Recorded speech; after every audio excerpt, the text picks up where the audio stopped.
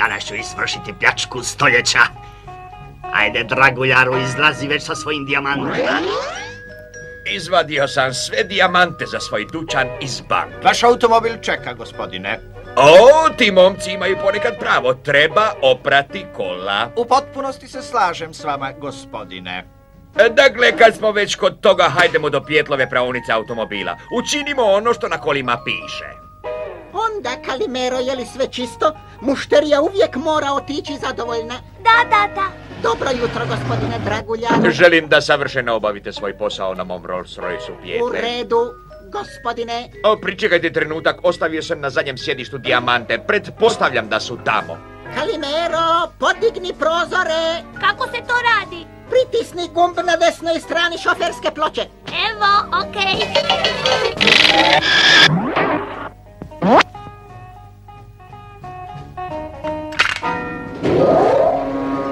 A sada prijed. Utapljam se! Pomoć!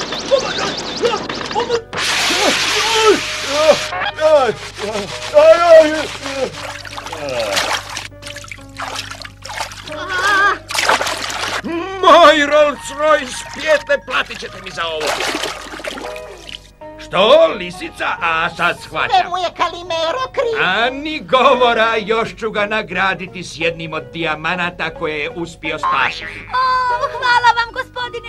Raduješ li se, dragi tata? Beskrajno sam sretan, a ti, Kalimero, trči u školu, za 10 minuta počinje nastava. Idem, tata. A koje predmete imaš danas? Imamo sat likovnog odgoja, a zatim će biti takmičenje za najljepšu glinenu skulpturu. Vrlo dobro, a ti, pile moje malo, budi ponos svome ocu. Ne brini, tata, sve će biti u redu.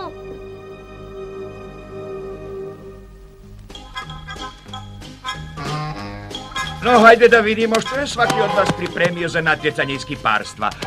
Kako ti to nazivaš? To je leptir. A ova hrpa ovdje? To je ratni brod.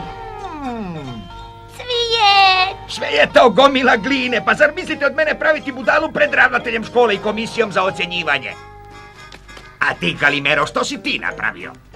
Bistu našeg dragog ravnatelja. Da vidimo. Pa to je nevjerojatno. Pa ti si pravi neotkriveni talent, a vi bi svi trebali slijediti Kalimerov primjer. Hajdemo do ravnatelja. Kalimero ide po svoju nagradu, a nama preostaju jedino loše ocjene. Ajde da uništimo njegov kip. Da! Gospodine ravnatelju i uzvišena komisijo, sada ćete se uvjeriti koliki je do sada neotkriveni talenat ovog malog đaka koji vas je tako veličanstveno portretirao. U redu, drago mi je. Izvolite, molim. Dopustite mi da vam još jednom kažem, gospodine, da je Kalimero uspio uhvatiti autentičnu bit vaše ličnosti. Dobro, da vidimo. Pa što to znači? Ali Kalimero! Ne pokušavaj bacati krivicu na nedužne. Ali ja ne... Tišina! Ja sam taj koji traži tišinu, a što se tiče unapređenja, vaši su izgledi propali. No tako nešto. Ali gospodine učitelju, vi znate da ja ovo nisam napravio.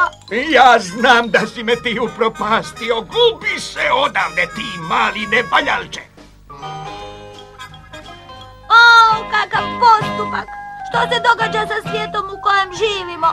Umjesto da me brani, on me izbacuje iz škole. Odrasli uvijek imaju pravo. Prava je sramota biti tako malen kao ja, ma to je nepravda, prava nepravda. Ali reći ću im ja to kad odrastem.